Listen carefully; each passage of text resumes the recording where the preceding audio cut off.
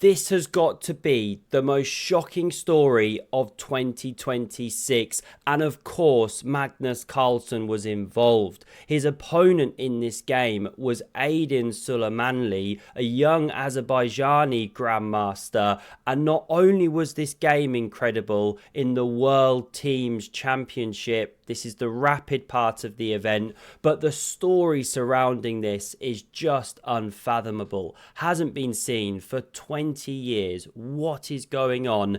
This was mid-2026, d4 from Aydin, Magnus going for the Dutch defence. Despite just losing 3 games in a row, he's not backing down from a fight, and after knight f6, knight f3, he builds the Dutch oven, also known as the Leningrad Dutch. g3, here goes the baguette, into the oven, get it crispy, blacken it up. Now we see castles and pawn d6, and this is why you don't see a lot of Leningrad Dutch at the highest level. Look at this pawn structure here. You know, it's cagey. You're giving the opponent the center. You're opening your king. This is risky. Bishop f4 is played. No e5 for you, sir. Often a break that black's looking for if it can be achieved. White's thinking about this very often. Now we see knight a6 on the edge. Where's it headed? Only Magnus can maneuver like this. Watch the journey that knight goes on. Rook c1, h6, and now we get a central thrust. Take space, yes, but gives some squares, although Magnus doesn't occupy it. He instead pushes a pawn to that square, instead of a piece, I should say. h4 in response now, so it clamps on the g5 business, which Magnus could have played a move before. It's cagey stuff. This knight starts manoeuvring, pawn a3 and knight h5. Hits the bishop and also vacates a square. Keep your eye on that one. Does the bishop back up? No. Gets a bit passive, so pawn e3. Kind of a risky looking move, because you've got no retreat squares for the bishop. But it's not getting trapped just yet. e5 doesn't work. You got some en passant business. Magnus now goes knight e8, and he really shows how he can maneuver. Only Magnus does it this way, whether on the board or with his hobby horse. And before you can say, caption this, there they are. This was snapped in this very tournament. Magnus builds the pyramid, or party hat. Knight e1 manoeuvres now, bishop a6 probes at this pawn, goading b5, Aydin says I'm going to cover with the queen here. Magnus brings the knight around, he's found a great square. This is wonderful play, only Magnus can do this stuff. Bishop f3 in response, king h7, knight g2, and now you should do a bit of queen activation, not rush things too much, but Magnus Carlsen plays knight d7. Now that's awkward. It's right up there with Magnus and David in the hot tub, best of friends, having a chill, because white can now take this knight off the board. Now it wasn't played. We're in the analysis mode. You don't take straight away because the pawn drops, but you could play pawn e4 as the best move here. Start ripping open light squares. Just a very, very good, promising position for white. Pressure on this pawn, of course. Lovely square to play with. Horrible bishop, really. Exposed king. This is bad.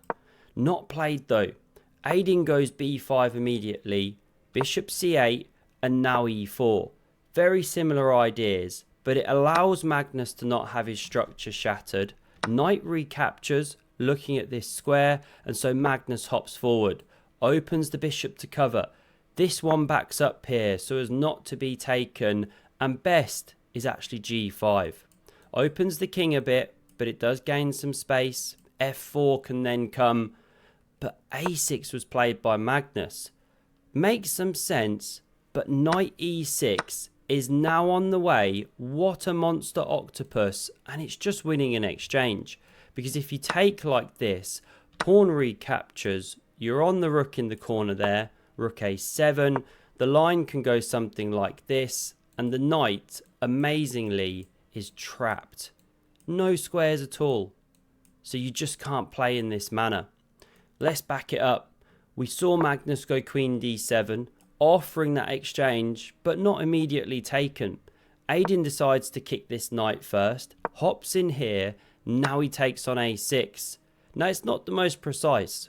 You could play a bishop check and a rook g8 business to hold on to your exchange, but Magnus says no, I want activity, have my rook. He takes with check, does Aiden. He's now down to seconds, by the way, so playing the rest of the game on increment. Knight b5 hops in, bishop g7, and we're just warming up here. So much game to come. Bishop f6 now covers that pawn, and bishop e4. Logical, get rid of the black bishop pair. h5 from Magnus. Now we see king g2, knight backing up here, and in just a moment, Magnus Carlsen indicates that he could be up for a draw. You know, what if you just start shuffling the king? Aiden's having none of it. Queen d1. He smells blood. He wants to win this game. He's an exchange ahead, of course. You've got to play on here against the million-time world blitz rapid classical champion. Bishop f5 now. Takes was played. Magnus takes back with the queen. And on the way is one of those moments. Queen's leaving the board. Look at Terence, one of his biggest fans. Loves when Magnus goes into the queenless endgame.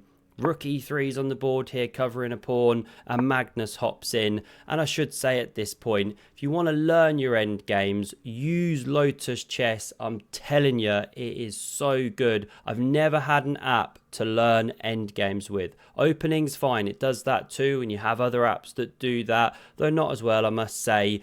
But endgames, where else can you get this step-by-step endgame learning? Spaced repetition it is, so it sticks in your head, teaches you about the concepts. It's so valuable for saving those half points or converting them into a win, right? Do check it out. Do check out that endgame feature. They just hit 500,000 downloads, which is nuts for an app that just launched last year. Incredible. Link is below. Free to get started. Rook d3 is now played here, and king f7, king f1, rook a4. So even though Magnus is the exchange down, he has pressure on these weak pawns. This knight could be a genuine nightmare. We now see king e2, bishop hitting this one here, rook moves. If I could find the names of the pieces. I was down the chess club last night, my local one, bit tired. We always run on to about 11:30 midnight.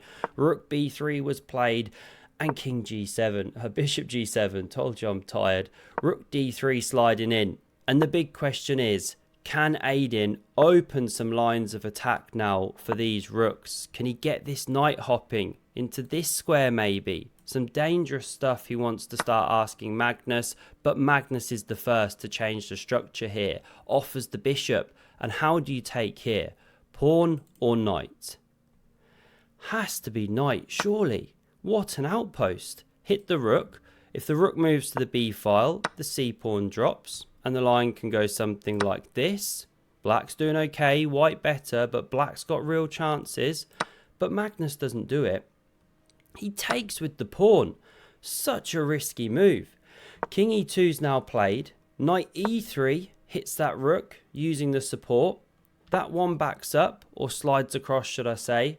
Rook drops on c4 now, and do you take this pawn here? Should you snap it off the board? No siree. If you do this, not played, then there's knight takes on d5, hitting the rook. And after it moves away, let's say to b7, b5 would be bad. There's a knight c3 check, fork. Then you can play this knight into c3. And something like this is okay for black. You're holding on. You got a new outpost. Can you maybe dream of king f6, e5 one day? Anyway, not played, no takes, rook b4. Strong move here, offering the exchange, and Magnus should actually go for it. A position like this, he should be able to hold on despite being down in exchange. He's got a lot of pawns, good outposts, one of them's even a passer. Let's back it up. He didn't take. He keeps the rooks on the board, but after rook blocks, Magnus is in trouble. If you take the rooks off, this pawn's dropping. If you try and keep them on, you're still in trouble. Let's see the game.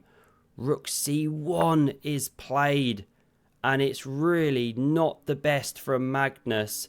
This pawn can now drop, and with it, the support of the knight is gone. It backs up to f5, hitting 2 bits. Rook backs up, covers these. There's still pressure on b6. We now see a check. King backing up to d1. Rook g2 hits here, but calmly covered. And every move, Aiden's getting 10 seconds, building back that time. Magnus opens lines here, but it's not really helping him. He's got a passer, but rooks thrive on open lines, same as bishops. That's where this extra exchange is going to come into its own here. The pawn finally drops on b6. This is a passer. Incredible game by Aiden. Dodgy opening by Magnus, but boy is this some nice technique here. Just doing the business, checking the king, and watch this. There's a mating attack on the way. Magnus is forced to cover or else get mated in one. So here he goes with the knight. You could run the a-pawn, but even stronger, this all-star move. h5. Now that is beautiful. The pawn is taken in the game, so we can then explore that. If you don't take the pawn, I mean, what to do? White's about to capture. If you take, the knight drops, the knight is pinned, you can't really move the king properly. It's all a big problem. So this was played, top move. But after pawn f5, there's just nothing Magnus can do here. f6 is on the way. The knight is pinned. It's going to be dropping off the board. Magnus picks up the rook to put it on the square, realises all the issues, pauses, realises there's still nothing better, drops it down, and after rook e6, resigns the game. The knight's of course dropping off the board, and there's just really nothing to be said. You could start trying running your h-pawn, but to no avail. Black can actually get mated here very quickly if you're not careful. Swing behind, but also set up a mate. If king covers, f6, and you're setting up check, king f8, and mate here. So black has to start giving the rook stupid stuff like that. What a game by Aiden. Magnus lost 4 in a row. He's not done anything like that in about 20 years. Just unfathomable. This really shocked everyone. He picked it back up in the Blitz, but wow, what a horrible rapid tournament he had. Hope you enjoyed this one, and have a look at the video on screen in case you missed this stunning game from Magnus Carlsen. Unbelievable stuff. Thanks a lot for the support, and I hope to see you soon. Cheers.